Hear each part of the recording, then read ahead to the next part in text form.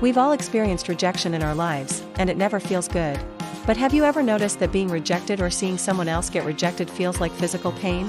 Like your stomach drops and you might even wince or flinch when you see someone else experience rejection.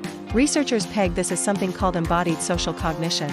Basically, this theory suggests that we process other people's experiences in our own body, which causes us to literally feel what they're going through. So when you see someone getting rejected, your brain activates the same regions that would be activated if you were the one experiencing the rejection. And that activation causes the physical sensation of pain. But why do we do this? Researchers believe that this is an evolutionary adaptation that helps us understand other people's perspectives, also called theory of mind.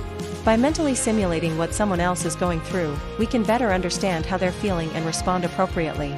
For example, if we see someone getting rejected, we can better understand why they might be upset or angry and respond with empathy and support rather than, say, annoyance or dismissiveness. But sometimes the empathy and support we try to show can actually make things worse. Like when you try to comfort someone who's experienced a loss, sometimes people respond negatively to your attempts at support. That's because the way you process their experience can depend on the relationship you have with them and the situation itself. In some situations, seeing someone else's pain might activate your own pain, but not in a way that makes you want to help. Sometimes seeing someone else's pain activates our own self-protective, fight or flight response. In those situations, we might try to avoid or escape the situation rather than comfort the person who's experiencing pain.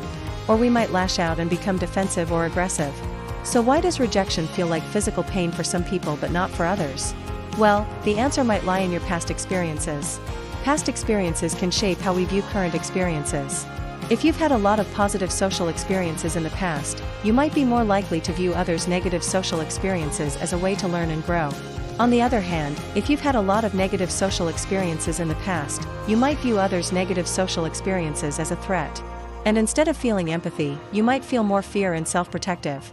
Plus, there's individual differences in how much we naturally ruminate over rejection and negative social experiences.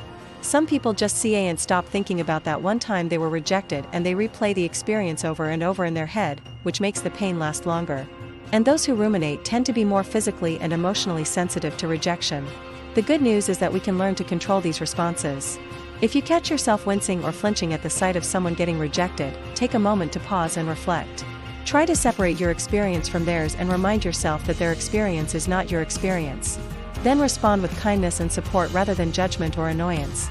Over time, you can train yourself to respond differently to seeing others experience rejection. And by doing so, you'll become a better friend and a better person. Rejection is never fun, but it doesn't have to feel physically painful.